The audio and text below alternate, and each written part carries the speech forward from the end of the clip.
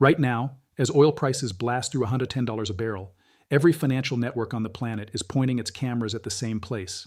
The Persian Gulf, the tankers, the pipelines, the Strait of Hormuz. Every analyst, every commentator, every government spokesperson is telling you the same story, and that this is an energy crisis, that the price of oil is the number that matters, and that once the tension in the Middle East settles, the world will return to normal. Sarcastic. They are wrong. Not because the oil story isn't real, it is. The price spike is real, the tension in the Gulf is real, but what's being broadcast on every financial channel right now is an incomplete picture. Serious and in economic history, incomplete pictures don't just mislead people, they cost them. Badly. Because while the world stares at oil barrels and shipping lanes, two separate but deeply connected crises are unfolding in plain sight. One involves water in the world's wealthiest desert region, the other involves bonds on the other side of the planet, and together they form a chain reaction that leads, quietly, structurally, inevitably, straight to your savings, your mortgage, your retirement account, and the cost of money everywhere on Earth. This is that story. If you're new here, this is The Silver Economy, a channel built not to chase headlines but to chase what's behind them. The financial shifts that take years to build and seconds to explode. The stories the mainstream financial press moves past too quickly. The economic currents that matter most to people who have spent decades building something and refuse to watch it quietly disappear. If you remember when interest rates were in double digits, when a dollar felt like a dollar, when retirement was something people planned for rather than panicked through, this channel was built specifically for you. Do yourself a favor right now. Hit subscribe. Not for us, for yourself. Think of it as a standing appointment with information that actually matters. You wouldn't cancel a meeting with your accountant. Don't cancel this one. Ring the bell too, so the next time something significant shifts in the global economy, you hear about it here before the damage is already done. And drop a comment below. Tell us where in the world you're watching from. London, Lagos, Lahore, Los Angeles, or anywhere in between. This community is global and every single location matters to this story. Now let's get into it. The morning oil crossed $110 a barrel. The world did exactly what it always does. It looked at the price. It read the headlines. It watched experts argue on television, and then it went back to its routine, quietly reassured that someone somewhere had it under control. But nobody had it under control. Because the crisis that landed on the world's financial radar that morning was not the crisis that actually mattered. The oil price spike was real. The energy market panic was real. But the story that number was telling, the one every analyst, every network, every government spokesperson was repeating, was only half the picture. And half a picture, when the stakes are this high, is worse than no picture at all. Here's what the cameras were showing. The Strait of Hormuz, that narrow, 21-mile-wide choke point in the Persian Gulf, through which nearly 20% of the world's daily oil supply quietly moves. Tanker after tanker, loaded and underway. The maritime traffic that keeps factories running, airlines flying, and heating systems alive across 3 continents. When tension rises in that strait, oil prices rise with it. That's not new. That's not complicated. That's a trade the world has understood and priced for decades. So the cameras pointed there. Analysts modeled 15-a-gallon gasoline. Think tanks published papers on energy supply disruption. Every television screen, every financial terminal, every investor's attention was locked onto one question. What happens to oil? Nobody was asking the right question. Here's what the cameras were missing. Across the Gulf region, Qatar, Bahrain, Kuwait, Saudi Arabia, the UAE, Oman, the populations of these nations do not drink from rivers. They don't draw from underground wells in any meaningful national volume. They drink from the sea. More specifically, they drink from industrial desalination plants that pull salt water from the Gulf, strip it of salinity, and transform it into something the human body can use. Qatar depends on this process for 99% of its drinking water, not 60%, not 80%, 99%. Bahrain, Kuwait, and Saudi Arabia are all above 70%. Even the UAE, with its relatively diversified economy and modern infrastructure, still depends on desalination for 42% of its water supply. This is not a footnote. This is the foundation of life in one of the wealthiest regions on Earth, and it runs entirely on electricity and pipeline infrastructure. Iran doesn't need nuclear weapons to threaten that foundation. It doesn't need to sink a tanker or seal the strait to bring a Gulf civilization to its knees. It only needs to damage the power grids feeding those desalination plants. It only needs to strike the pipelines moving treated water to population centers. The plants themselves don't even need to be destroyed. Cut the power. Fracture the pipelines. Within days, not weeks, the Gulf doesn't face an energy crisis. It faces a water crisis. And a water crisis in a region where 99% of drinking water comes from a single industrial process is not an economic disruption. It is a civilizational emergency. History's most effective military strategy has never been to face armies head-on. It has always been to cut off what keeps people alive. Ancient conquerors didn't always burn cities. They cut the water supply and waited. No siege required, no dramatic battle. Just the quiet biological truth that a human being can survive weeks without food, but only days without water. That strategy hasn't disappeared. It is modernized. And in the Persian Gulf, in the year oil crossed $110 a barrel, it found its most dangerous modern expression. The Gulf Cooperation Council nations, Saudi Arabia, the UAE, Qatar, Kuwait, Bahrain, and Oman, together represent one of the most concentrated accumulations of wealth on the planet. Their sovereign wealth funds manage trillions. Their cities rise from desert sand like architectural ambitions given steel and glass. By every visible measure, these are nations of extraordinary power. But underneath that power, beneath the skyscrapers and oil terminals and sovereign funds, there is a structural vulnerability so fundamental, so profound, that it barely appears in conventional economic risk models. These nations, for all their wealth, cannot produce enough water to sustain their populations without technology, and that technology runs on electricity, and that electricity can be taken away. When wealthy nations feel existentially threatened, they don't sit still. They move their money. They restructure their exposure.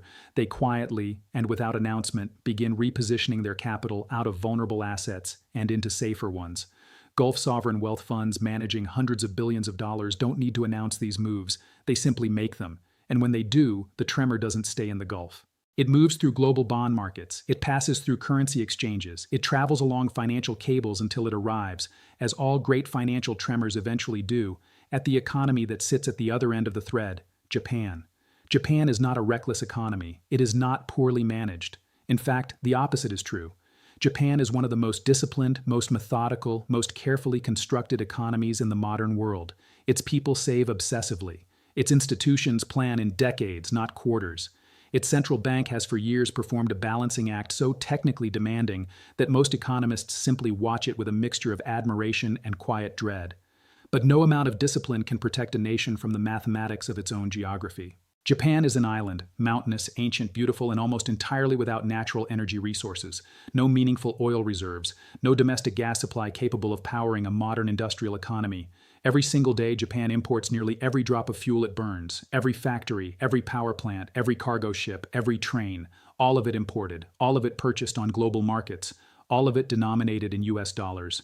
For decades, Japan managed this reality through extraordinary efficiency, massive trade surpluses, and the accumulation of foreign currency reserves. Over time, it became the single largest foreign holder of US Treasury bonds in the world. $1.2 trillion of American government debt sitting on Japan's balance sheet like a financial lifeline that also happened to be a loaded gun. That $1.2 trillion is not background detail. It is the center of this story. Here is what happened to Japan the morning oil crossed $110. When geopolitical tension spikes, when the Gulf trembles, when missiles are mentioned, when tankers slow, global investors do what they have always done. They run to safety. And safety, in the language of global finance, has one address: the United States dollar. The dollar index surged 3% in a single session.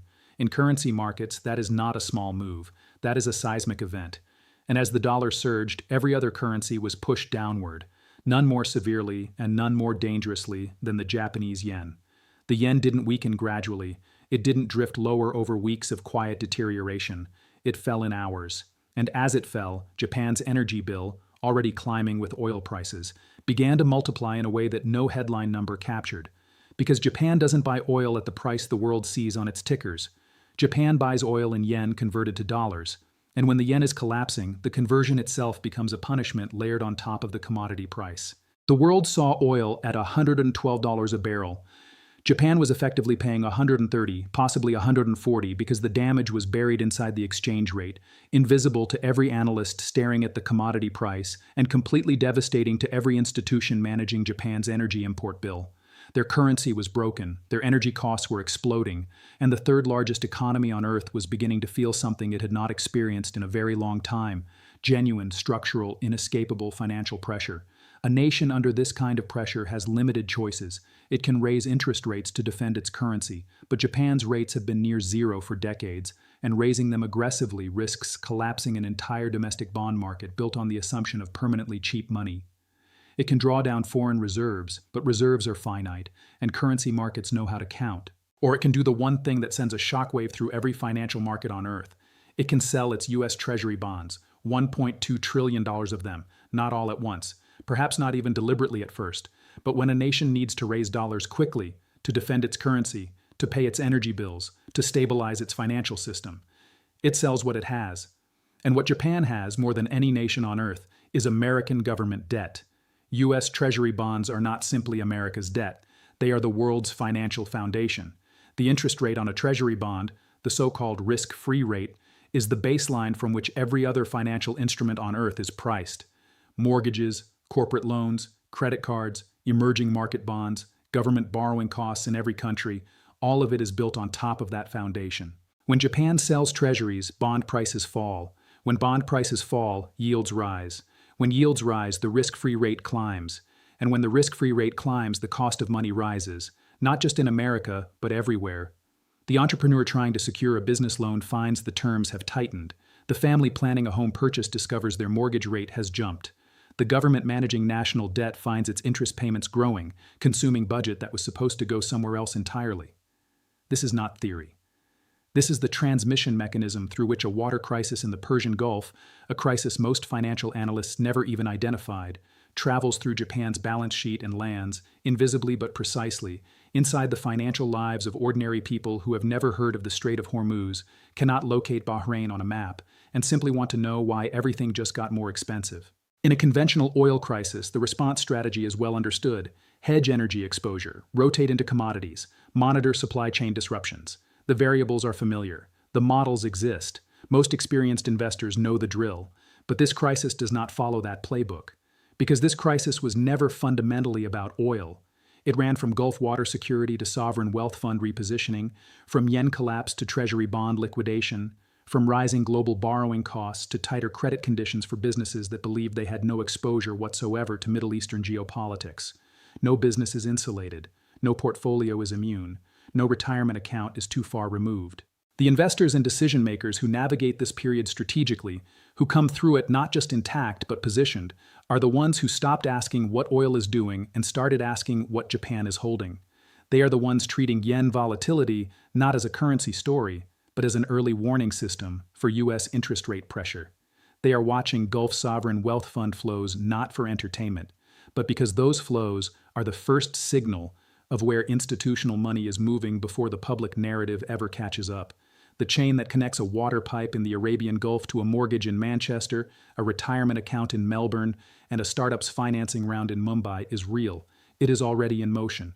And the people who understand that chain, who can trace it link by link from the desalination plant to the bond market, are the ones who don't get blindsided when it finally tightens. Because in a world where every financial headline points to oil, the real story was never in the barrel. It was in the bond. It was in the water. It was in Japan. And right now, it is coming for every market on Earth.